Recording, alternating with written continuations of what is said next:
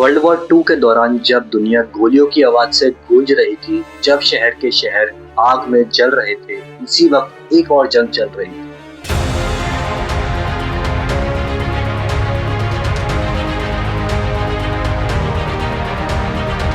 ये जंग किसी बैटलफील्ड पर नहीं थी, ना इसमें बॉम्ब गिर रहे थे, ना टैंक्स आगे बढ़ रहे थे। ये जंग चल रही थी बिल्कुल चुपचाप एक लैब के अंदर, और इस जंग का नाम था यूनिट 731।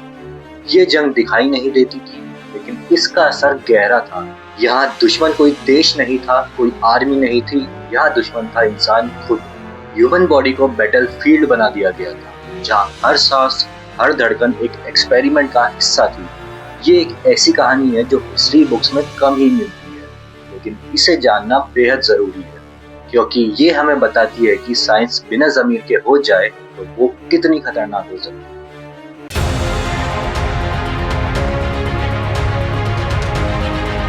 1930 के दशक में जापान ने मंचूरिया पर कब्जा कर लिया था।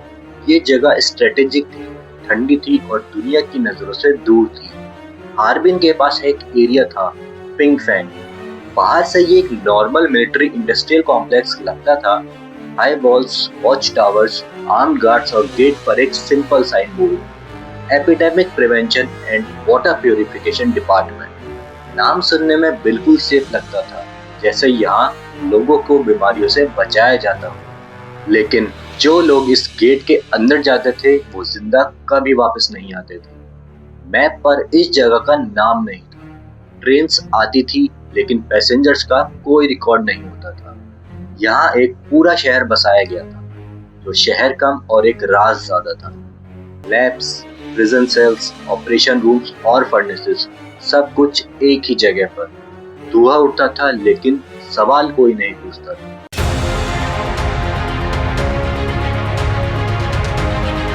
पूरे प्रोजेक्ट का दिमाग था एक डॉक्टर, शिरो इशी।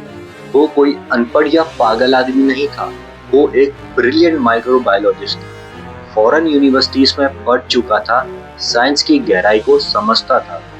इशी मानता था कि अगर एक्सपेरिमेंट रियल होना है तो सब्जेक्ट भी रियल ही होना चाहिए।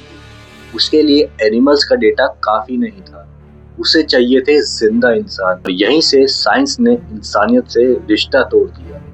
लैब्स को बैटलफील्ड बना दिया और डॉक्टर्स को सोल्जर्स। यहाँ का गोल दर्द देना नहीं था, गोल था डाटा इकट्ठा करना। पेन एक इमोशन नहीं था, बल्कि एक ऑब्जर्वेशन था। और जब पेन को सिर्फ नंबर बना दिया जाए तो ज़मीर खुद ब खुद मर जाता है।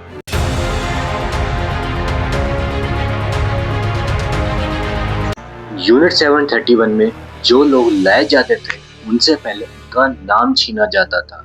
नाम के साथ पहचान जाती थी और पहचान के साथ इंसानियत। यहाँ उन्हें मारुता कहा जाता था, जिसका मतलब है लकड़ी के लॉक्स, चीज, ऑब्जेक्ट, इंसान नहीं।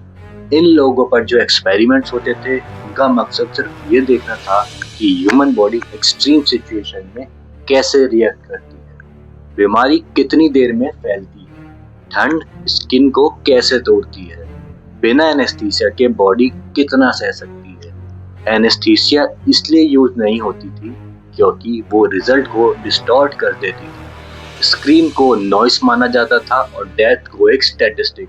यहाँ हर चीज लिखी जाती थी, रिकॉर्ड होती थी, लेकिन एक चीज कभी नोट नहीं होती थी, इंसान का दर्द।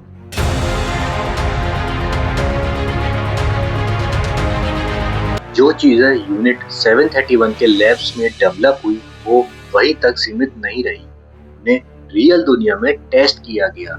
गांव, शहर, पानी और खाना, सब कुछ एक्सपेरिमेंट का हिस्सा बना। लोगों को लगा ये नेचुरल आउटब्रेक है, कोई बीमारी फैल रही है, लेकिन असल में ये बायोलॉजिकल वेपन के ट्रायल्स थे। एक साइलेंट अटैक जिसमें विक्टिम को ये तक नहीं पता होता था कि वो किसी जंग का हिस्सा बन चुका है। 1934 में जब जापान की हार नजदीक आई तो यूनिट 731 का एक ही गोल था, सबूत मिटाना।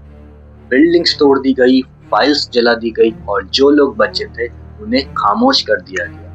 वर्ल्ड वॉर सेकंड के बाद दुनिया के नाजी डॉक्टर्स को ट्रायल्स में देखा, लेकिन यूनिट 731 के साथ ऐसा नहीं हुआ।